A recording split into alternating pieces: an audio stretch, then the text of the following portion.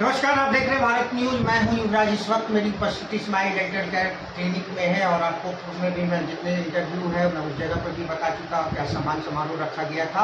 उसमें खासतौर पे सभी अपनी बातों को रखे भारत न्यूज पर। और हमारे साथ नगर कार्यपालक पदाधिकारी रूप में जिनका चयन हुआ है और वो शादीपुर मुंगेर से रहने वाली हैं, हमारे साथ अपनी बहुमूल्य समय को शेयर कर रहे हैं कि आप तक इनका जो कार्यपालक पदाधिकारी के रूप में ये चयनित हुई है, तो अब तक का जो ये हासिल किए हैं मुकाम, उसके बारे में भारत न्यूज खास बातचीत पर अपनी बहुमूल्य समय दे रहे हैं। खासतौर पर निशा जी, आपका भारत न्यूज पर स्वागत। आप देख पा रहे हैं कि ये मुंगेर शादीपुर से रहने वाली है और नगर कार्यपालक पदाधिकारी के रूप में इनका चयन हुआ है। 67वां बीपीएससी में ये इनका चयन हुआ है। और रैंक, मैडम ये जानना चाह रहे थे कि आपका रैंक क्या रहा? मेरी रैंक 345। मैडम, आपके बारे में ये जानना चाह रहा हूँ और लोगों को भी बताना चाह रहा हूँ कि आप स्वयं से अपनी फैमिली हिस्ट्री के बारे में बताएं। कितने भाई बहन हैं? मेरे भाई है और मैं एक भाई बहन है। और मेरे पिताजी नॉर्थ ईस्ट में काम करते हैं, प्राइवेट कंपनी में। और मेरी माता जो है ये छोटा सा। और खासतौर पे मैं बता दूं, मूल रूप से ये रहने वाली लोची बरियारपुर जो खड़गपुर थाना अंतर्गत आता है, मुंगेर जिला के अंतर्गत से रहने वाली है।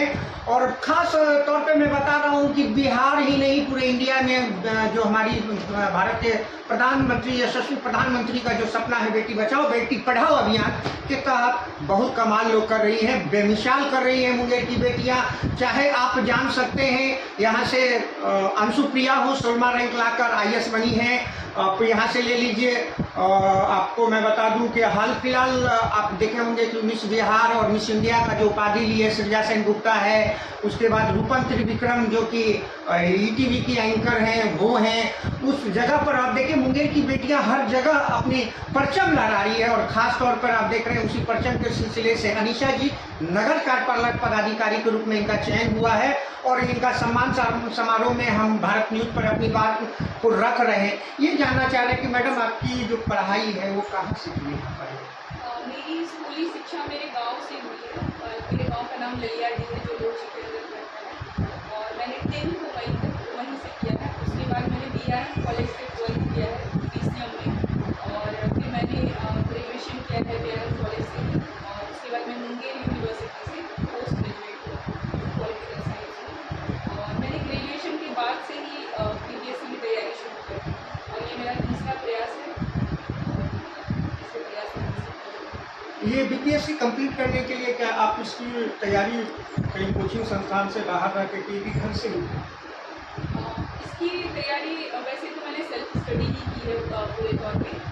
लेकिन और स्टूडेंट्स की तरह मैंने यहाँ वहाँ हाथ पैर मारे, तो मैंने कई कोचिंग्स के नोट्स भी देखे हैं।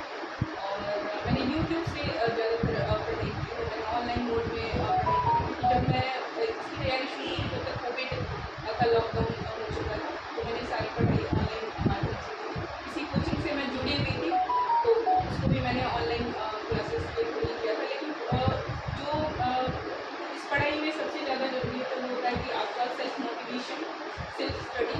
तो आप कितने कंसिस्टेंटली इसकी तैयारी कर सकते हैं। आप नगर कार्यपालक पदाधिकारी के रूप में आपका चयन हुआ है और अभी बहुत सारे आप देख रहे हैं कि यहाँ पर नगर परिषद है, जैसे जमालपुर में भी नगर परिषद है और उसके सर्वा नगर कार्यपालक पदाधिकारी होती हैं। और अभी जहाँ तक मुझे याद है कि अभी भी मुंगेर जमालपुर नगर परिषद का कार्यपालक पदाधिकारी कोई महिला ही नहीं है। ऐसे तौर पर आपसे एक मेरा प्रश्न होगा कि अभी जो नगर परिषद है चाहे नगर निगम है, उसमें एक कार्यपालक पदाधिकारी के रूप में आपका चयन हुआ है, तो उसमें क्या परिवर्तन की जरूरत?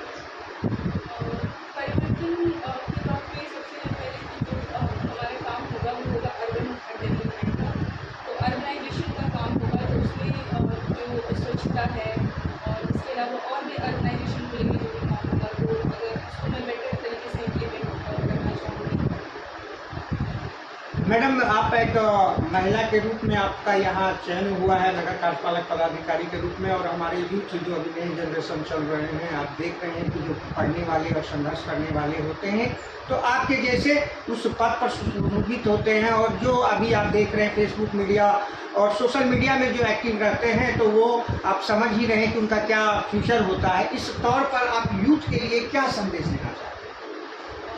सबसे पहले तो कि यूथ के लिए सबसे पहले कि आपको सेल्फ डिपेंड होना चाहिए, और आपको सपने देखना चाहिए और उसके लिए प्रयास करना चाहिए। और चूँकि अब सोशल मीडिया का दौर है और सबके हाथ में स्मार्टफोन है, सबके पास इंटरनेट की सुविधा है, तो आप इसके बारे में आपका जो भी सपना है उसके बारे में आप रिसर्च कर सकते हैं, जान सकते हैं, पूरा इन्फॉर्मेशन गैदर कर सकते हैं, और आप ऑनलाइन मोड में बहुत सारी चीज़ें सीख सकते हैं। चाहे आपको सिविल सर्विसेज की तैयारी करें या और भी अदर नीट जेईई, या उसके अलावा आप आर्ट वगैरह की तैयारी कर सकते हैं, जो भी है। तो आप एक सपना देखें और कंसिस्टेंटली पूरा करें, और सेल्फ डिपेंड होना बहुत ज़रूरी है आज की यूथ के लिए। तो आप अपना टाइम वेस्ट ना करें और प्रॉपर यूज़ करें अपने स्मार्टफोन का, इंटरनेट। मैडम, एक अंत में आपसे एक हमारा प्रश्न होगा कि अब तक के मुकाम में ऐसा कुछ आपको एहसास हुआ होगा कि अब हम क्या करें न करें, तो लगा होगा कि आपको कि हम कर पाएंगे कि नहीं कर पाएंगे, ऐसा कुछ अपने अनुभव शेयर करें। जी बिल्कुल, जब मैंने 12th किया था तभी